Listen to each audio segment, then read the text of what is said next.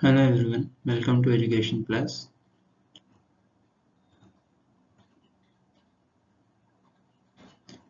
आज हम पढ़ेंगे what is a company, company क्या होती है और उसके रिलेटेड कॉन्सेप्ट।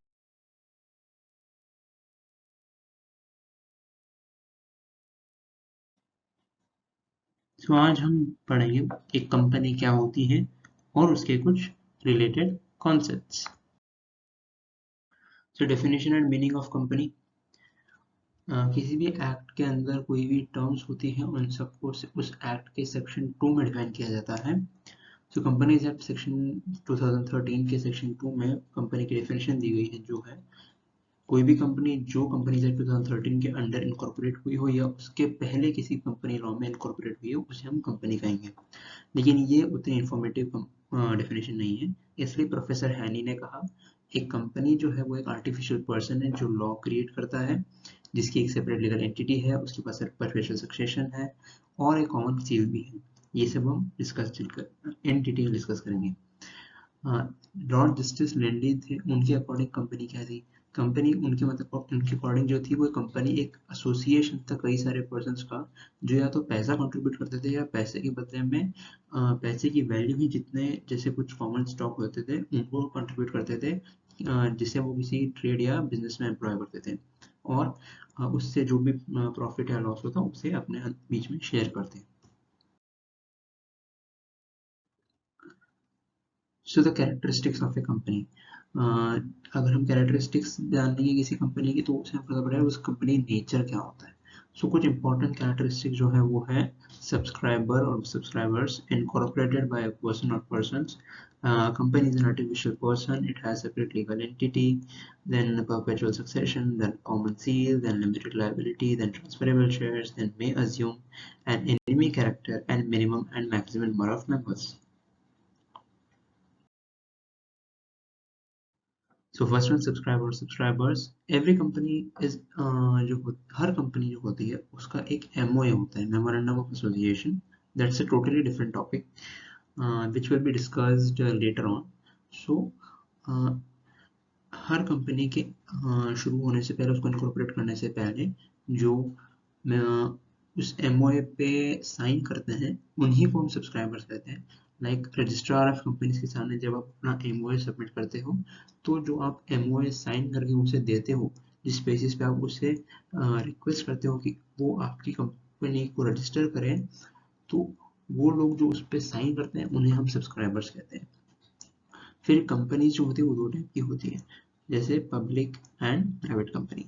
तो कितने कितने सब्सक्राइबर्स मिनिमम चाहिए होते हैं हर कंपनी में। तो प्राइवेट कंपनी अगर है तो उसके अंदर कम से कम 2 सब्सक्राइबर्स चाहिए जो एमओए पे साइन करेंगे, और अगर पब्लिक कंपनी है तो एटलीस्ट 7 सब्सक्राइबर चाहिए जो एमओए पे साइन करेंगे। और ओपीसी है, 1 पर्सन कंपनी है, ये लेटर ऑन में डिस्कस करूंगा डिटेल में। तो एमओए कंपनी का जो एमओए रहेगा उसमें सिर्फ एक ही सब्सक्राइबर आएगा। जो सब्सक्राइबर्स होते हैं वो एमओए पे साइन करके क्या करते हैं? एमओए पे साइन करने के थ्रू वो रजिस्ट्रार ऑफ कंपनीज को अपनी डिजायर एक्सप्रेस करते हैं, ताकि वो उनको रजिस्ट्रार को जो उन्होंने एमओए सबमिट किया है उसके रेफरेंस के थ्रू वो उनकी कंपनी को रजिस्टर करें और उनकी कंपनी को फॉर्म होने दें।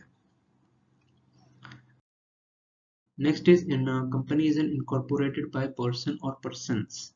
Here person refers to in the case of OPC, and persons refer to case of public and private company. So in earlier times, uh, traditionally जो था earlier times में क्या होता था कि 1 पर्सन कंपनी का जो कॉन्सेप्ट है वो अभी भी है। Earlier this concept was not there. So traditionally 2 लोगों से ही कंपनी बनती थी या 2 से ज़्यादा लोगों से कंपनी बनती थी, कम उससे कंपनी नहीं बन सकती थी। लेकिन आज एक कंपनी एक आदमी, एक अकेला आदमी भी खोल सकता है, और 2 लोग मिलके साथ में 2 इंडिविजुअल हो या कोई एक इंडिविजुअल एक आर्टिफिशियल पर्सन, दोनों आर्टिफिशियल पर्सन भी हो सकते हैं। ठीक है। ओपीसी के केस में, 1 पर्सन कंपनी के केस में क्या है, एक आदमी ही उस कंपनी को इनकॉर्पोरेट कर सकता है, लेकिन बाकी हर किसी कंपनी के लिए कम से कम 2 या 2 से ज़्यादा लोग चाहिए। अब यहाँ लिखा है ना कि any other kind of company may be incorporated by 2 और मोर पर्सन्स। यहाँ पे पर्सन जो है वो पर्सन शब्द के अंदर कौन कौन आता है? आर्टिफिशियल पर्सन भी आता है और नेचुरल पर्सन भी आता है। Next, artificial person.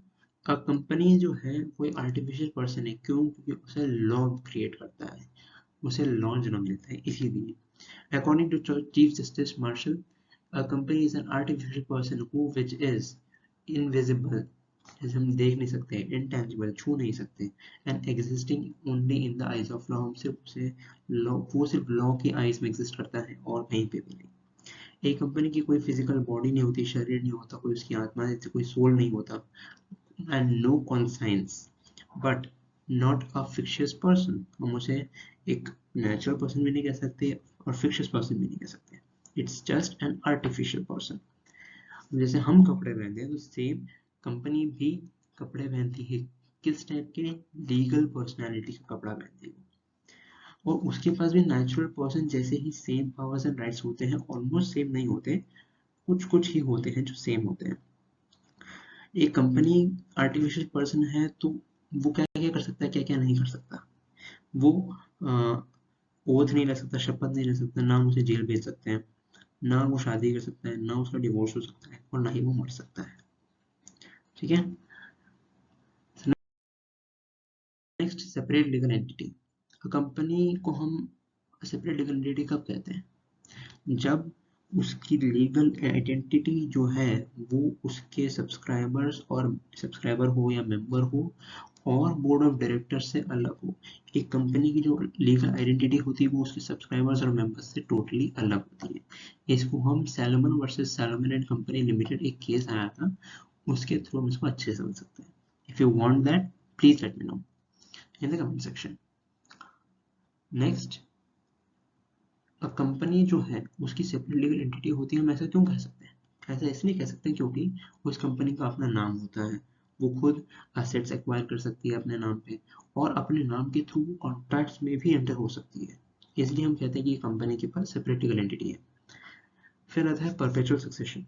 Perpetual succession से हमारा मतलब ये है कि वो उसके मेंबर्स की वजह से अफेक्ट नहीं होगी, उसके उसके मेंबर्स का कोई इफेक्ट नहीं हो, कोई रिलेशन नहीं है उसके मेंबर्स से, वो पूरी अलग है। सेपरेट लीगल एंटिटी मतलब अलग है total.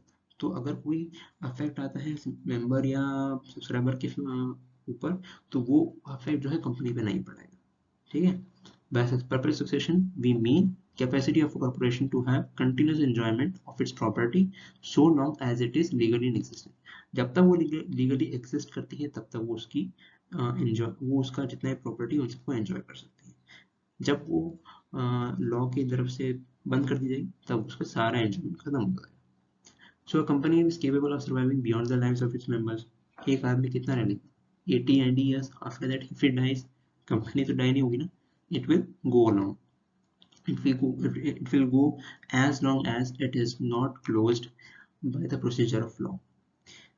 So it came into existence by law। Company को आप लॉ के थ्रू ही फॉर्म कर सकते हो, and can be brought to an end by law. Company को हम फॉर्म भी लॉ के थ्रू ही करेंगे और एंड भी लॉ के थ्रू ही कर सकते हैं। There is no other way. In its existence is not affected by the change, lunacy, death or insolvency of its members। अगर कोई मेंबर चेंज हो गया या कोई मेंबर लुनाटिक हो गया, पागल हो गया किसी सर्कमस्टेंस के थ्रू, या किसी मेंबर की डेथ हो गई, या किसी कोई मेंबर इनकेपेबल हो गया, वो अपनी ड्यूटीज नहीं कर सकता, तब भी उन वजहों से इस कंपनी के एग्जिस्टेंस पे कोई इफेक्ट नहीं होता है। So we can say a company is an artificial person। It's it has a separate legal entity, it has a perpetual succession, okay, and various other features. So the remaining 5 we'll discuss in the next part. Stay tuned for the next part, and I hope if you like this video, please straight to it, subscribe to our channel, hit the bell icon, and share this video to everyone. Thank you.